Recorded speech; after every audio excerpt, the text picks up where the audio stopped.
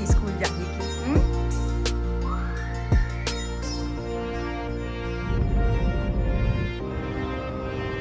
संभाल के।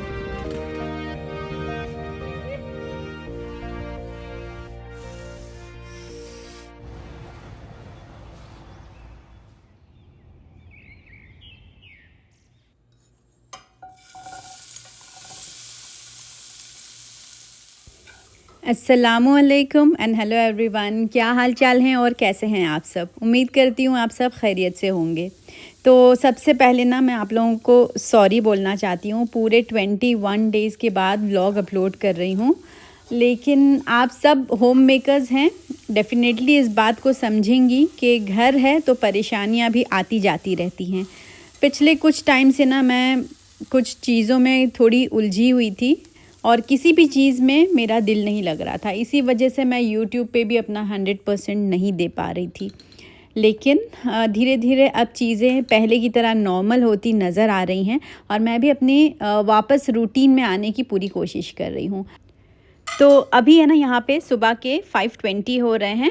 4:15 बजे का मैं अलार्म लगाती हूँ, नमाज़ पढ़ के फिर मैं नीचे आ जाती हूँ टिफ़िन बनाने के लिए। और आप लोगों को तो पता ही होगा कि इतने दिनों से यूएई में स्कूल्स ऑनलाइन चल रहे थे, तो टिफ़िन वगैरह बनाने का चक्कर ही नहीं था। घर बैठे बैठे क्लास कर लिए, हो गया।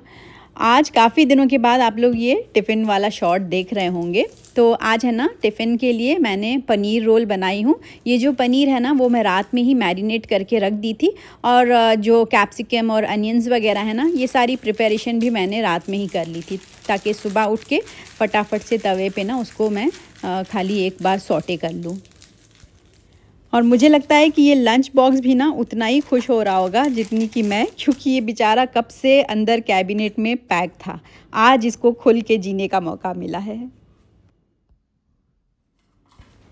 रात में सोने से पहले है ना अफ़ान और आरिस दोनों बहस करते हैं कि तुम पहले रेडी होगे सुबह उठ के, तो आरिस बोलते हैं नहीं तुम पहले रेडी होगे। तो मैं क्या करती हूँ, अफ़ान और आरिस दोनों को एक साथ उठाती हूँ। तो अफ़ान ऊपर वाले वॉशरूम में फ़्रेश हो रहा है और आरिस को मैं नीचे गेस्ट वॉशरूम में ला के रेडी करती हूँ।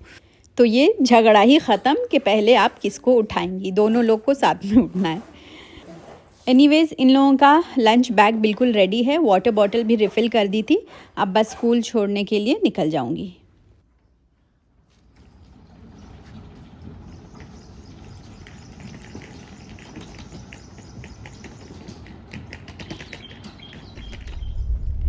इतने दिन बाद रोड पे स्कूल बसेस देख के दिल को अलग ही खुशी हो रही थी। सच में बच्चों की असली लाइफ स्कूल जाके ही है, ऑनलाइन क्लासेस में वो बात कहाँ।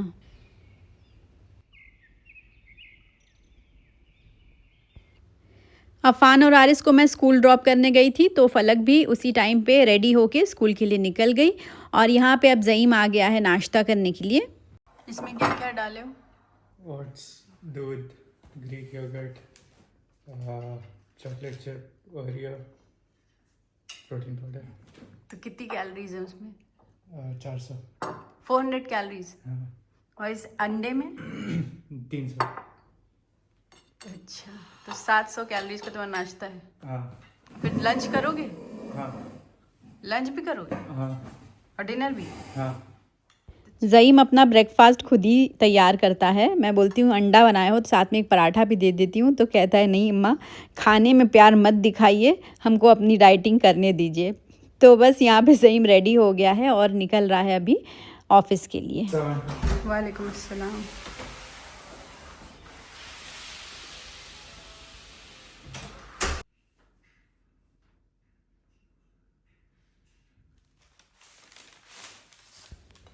ज़ईम के जाने के बाद है ना मैंने अपने लिए 1 कप चाय बनाई, और फिर मेरा नाश्ता तो बस वही बॉम्बे वाला रहता है, कड़क पाव, चाय, मक्खन, जैम, बस यही मुझे अच्छा लगता है।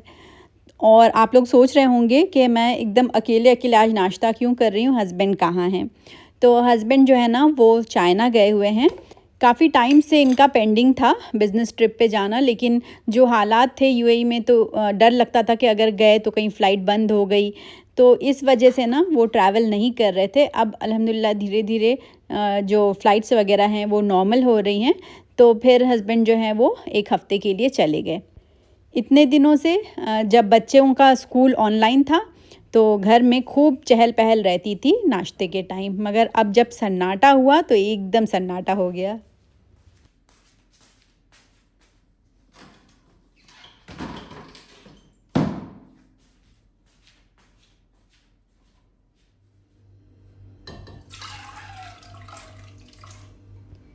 अकेले बैठे बैठे टाइम पास ही नहीं हो रहा था, तो मैंने सोची कि लाओ किचन में चले जाते हैं, कुकिंग वगैरह करके फ़ारिग हो जाते हैं जल्दी ही।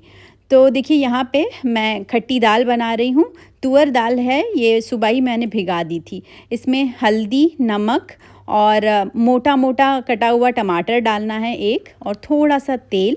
हरी मिर्ची को मैंने मिक्सर में दरदरा सा पीस ली थी। और इसमें जो एक अलग सा टेस्ट आता है ना, वो है कैरी से। तो एक पूरी कैरी तो मत लीजिए, मतलब ये आपके ऊपर डिपेंड करता है कितनी खट्टी आपको अच्छी लगती है दाल। तो मैंने आधी कैरी ही ली हूँ 1 कप तुअर दाल में। और फिर पानी डाल के इसको मैं सीटी लगा दूँगी, जैसे हम नॉर्मल दाल गलाते हैं।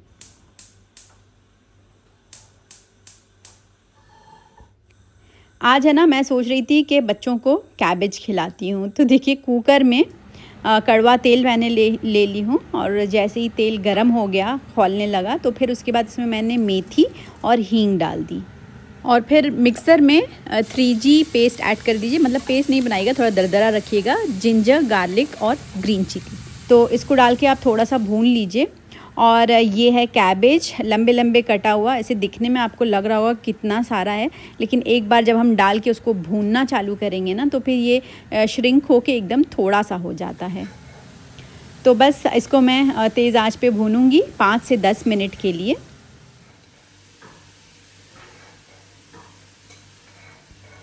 ये जो सब्ज़ी है ना, इसको मैं एकदम सिंपल बनाती हूँ, हरे मसाले में मटर डाल के, सबको बहुत अच्छी लगती है। तो देखिए कैबेज एक बार 5 मिनट के लिए अच्छे से भून लिए, फिर इसमें हल्दी नमक डाल के थोड़ा सा और भूनूंगी, और उसके बाद इसमें बिना कोई पानी डाले मैं सीटी लगा दूंगी। एक सीटी के बाद स्लो फ्लेम पे 5 मिनट रखूँगी, क्योंकि पानी अपने आप इसमें रिलीज़ होगा, तो पानी डालने की ज़रूरत ही नहीं है। और इसके साथ है ना, कैरी की चटनी भी मैं बना रही हूँ, बहुत अच्छी लगती है।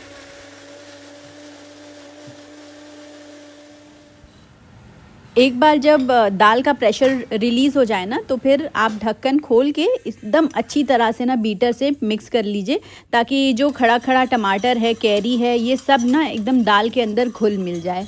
और नॉर्मली हम क्या करते हैं, दाल बघारने के बाद ऊपर से थोड़ी सी कोतमीर डाल देते हैं, लेकिन आप एक बार ऐसे ट्राई करिएगा कि जब दाल पक के रेडी हो जाए ना, तो कोतमीर डाल के उसको 5 मिनट के लिए बॉईल करिए, तो और भी अच्छा फ्लेवर आता है दाल में।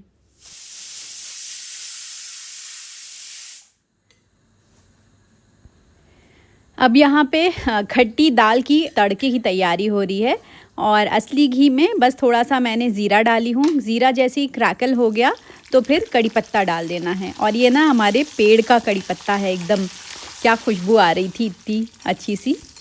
अच्छा, अब है ना, इसमें 1-2 खड़ा लाल मिर्चा और थोड़ा सा लहसुन डाल दीजिए। और लहसुन जब थोड़ा सा ब्राउन होने लगेगा, तो फिर इसमें एक अच्छी बड़ी साइज़ की प्याज को थोड़ा सा मोटा मोटा काट के डाल दीजिएगा। और ये सब चीज़ें जब अच्छे से ब्राउन हो जाएंगी ना, तब फिर आप इसको दाल में डाल के 5 मिनट और पकाइए, फिर गैस बंद करिएगा। इस तरह से आप दाल बना के देखिए, बहुत ही अच्छी लगेगी। अच्छा, हस्बैंड बोलते हैं कि इतना सारा प्याज कौन डालता है दाल बघारने में, लेकिन सच में दाल के अंदर ना एक असली फ्लेवर तभी आता है बहुत अच्छा सा, जब आप इसमें खूब अच्छे से मसाले भून के असली घी में डालेंगी। इधर कैबेज भी गल के रेडी हो गई है, तो इसमें है ना, मैं फ्रोज़न हरी मटर डाल रही हूँ। तो ये ऑलरेडी गली हुई रहती है, गलाने की झंझट ही नहीं इसमें। अगर आप फ्रेश हरी मटर यूज़ करेंगे तो 1 सीटी आपको दिलानी पड़ेगी। और फिर इसमें ना हरी मिर्ची और कोतमीर, इसको पीस के मैंने डाल दी थी। अब मैं इसको इतना भूनूंगी कि ये एकदम सौंधी हो जाए। और यहाँ देखिए, फलक, अफ़ान, आरिस तीनों साथ ही साथ आ गए स्कूल से। अफ़ान और आरिस तो बस से आते हैं रिटर्न, और फलक को ड्राइवर छोड़ देता है। Open. Me and Eddie came at the same time. अस्सलामुअलैकुम। कैसा था आज का दिन?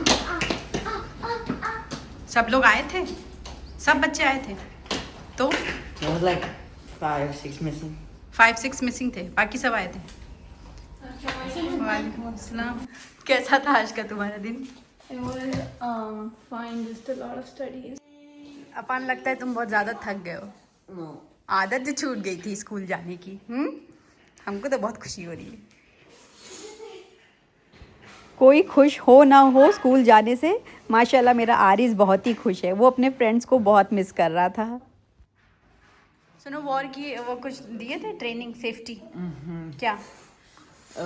They said if there's any threat, then we have to go into the corner of the class with our teacher and sit there until they're said. And then if the threat is nearby, on their speakers on the hallway, and they're gonna say code black 3 times, and then we're gonna have to go in a safe zone. Safe zone. तो सब सीख गए? My exam was hard. I mean, the theory, the MCQs I got all right, and even the section B I got all right. It's just the math stuff was very, I couldn't calculate it. Online इतने दिन से school चल रहा था, तो online क्या ही पढ़ाई होती है। बच्चे भी कुछ सीरियस नहीं थे, ऐसे ही टाइम पास हो रहा था। और स्कूल खुलते ही एग्ज़ाम चालू हो गया। वही फलक बता रही थी कि पेपर बहुत मुश्किल था। It's a green chutney. Carry की चटनी। यूएई में स्कूल किन हालातों के बाद रीओपन हुआ है आप लोग तो जानते ही हैं। तो वही अफान बता रहा था कि आजकल ना स्कूल में सेफ्टी ट्रेनिंग दी जा रही है कि अल्लाह न करे कोई इमरजेंसी हो जाए तो कैसे क्या करना है।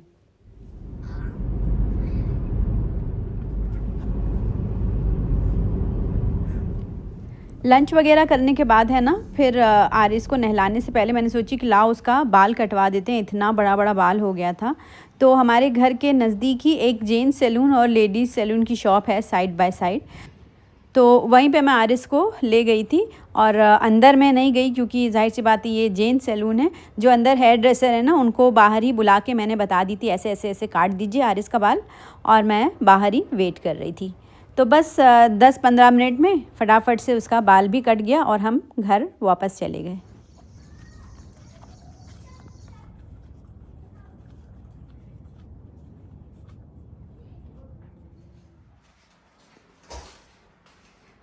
Hey, stop. क्या हो रहा है? Tuition. ट्यूशन? Yeah. स्कूल से आने के बाद फ़लक का फ़िज़िक्स ट्यूशन हफ़्ते में 3 दिन रहता है, वही वो अभी कर रही है। इसकी टीचर जो है ना आजकल इंडिया गई हुई हैं, तो इसलिए ऑनलाइन चल रहा है, वरना ये जाती है पढ़ने के लिए उनके घर।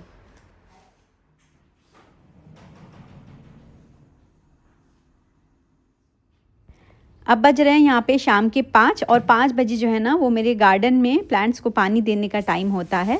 और कई दिन से बहुत सारे कमेंट्स आ रहे थे कि अपना गार्डन का टूर दीजिए, तो मैंने सोचा कि लाइए साथ ही साथ आप लोगों को दिखा दूँ कि हस्बैंड ने कौन कौन से फ्रूट्स एंड वेजिटेबल्स लगा के रखे हुए हैं।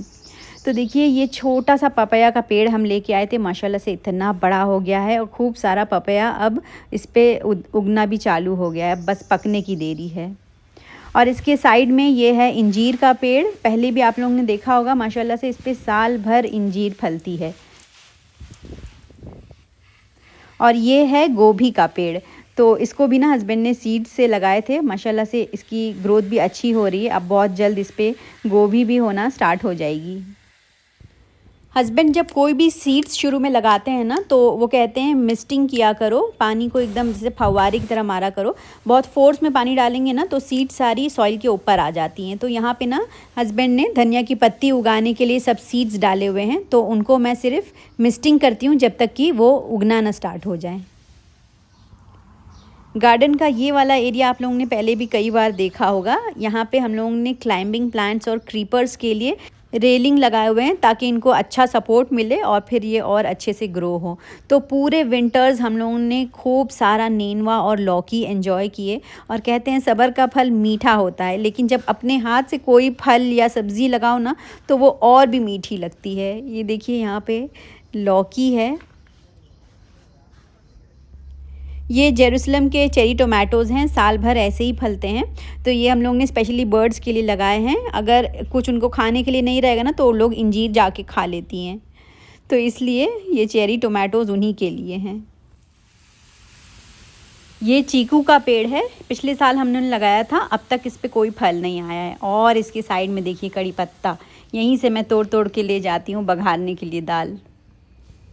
और उसी के नीचे यहाँ सब पुदीना लगा हुआ है।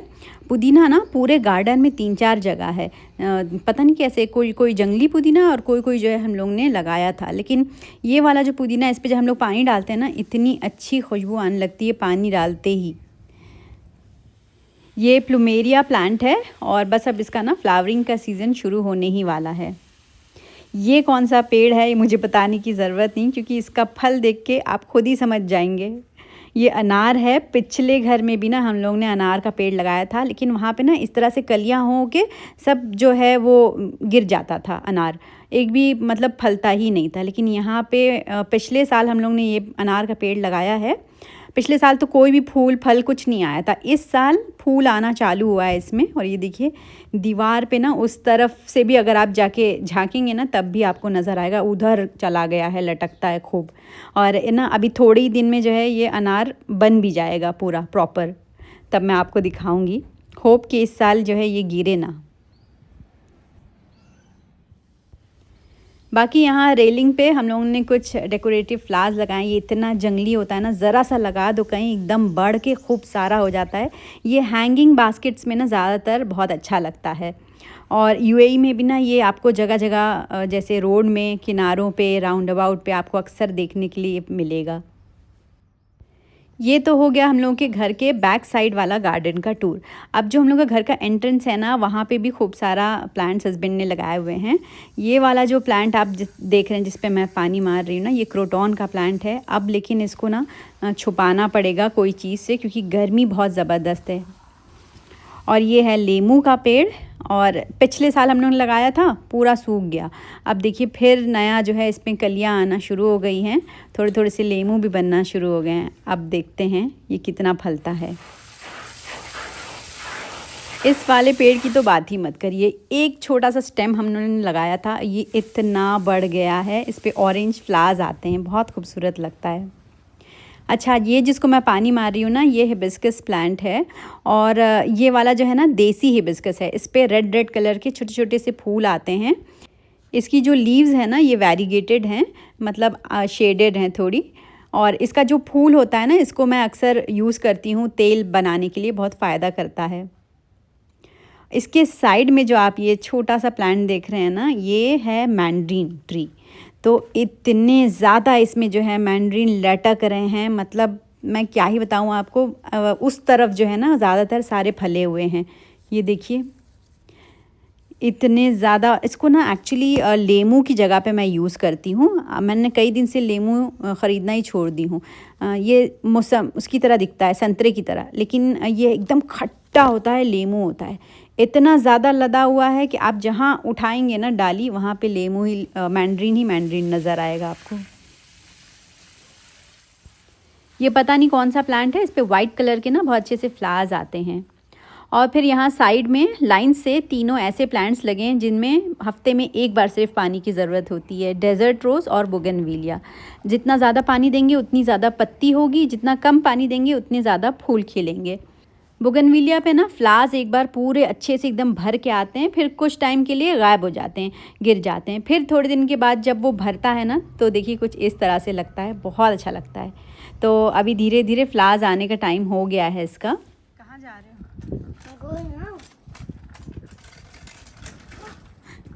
संभाल के। आज मुझे अपनी इंडियन ऑडियंस को एक बहुत ही अच्छी गुड न्यूज़ देनी है। मुझे हर व्लॉग, हर वीडियो में कमेंट्स में एक ही सवाल आता था कि फलक्स के बर्तन इंडिया कब आएंगे। So finally flux premium cookware India पहुंच चुका है।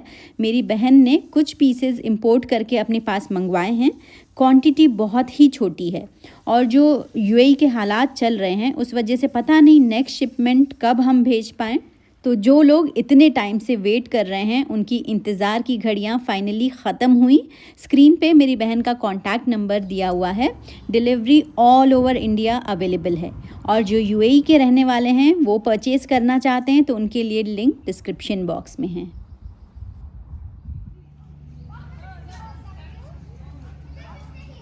गार्डन में पानी मारने के बाद है ना, फिर मैं आ गई थी अफ़ान को बुलाने के लिए। कल जो है अफ़ान का एग्ज़ाम है, स्कूल खुला नहीं कि यहाँ पे एग्ज़ाम शुरू, तो अफ़ान बोल के गया था बस 1 घंटा खेलेगा फिर आ जाएगा। लेकिन बच्चे निकल जाते हैं तो फिर आते कहाँ हैं, स्पेशली जब पढ़ने के लिए उन्हें बुलाया जाए। एनीवेज़ आज का व्लॉग यहीं एंड करती हूँ, मिलती हूँ आपसे अगले व्लॉग में। अपना ख्याल रखें, अल्लाह हाफ़िज़, take care, bye bye. What time is it?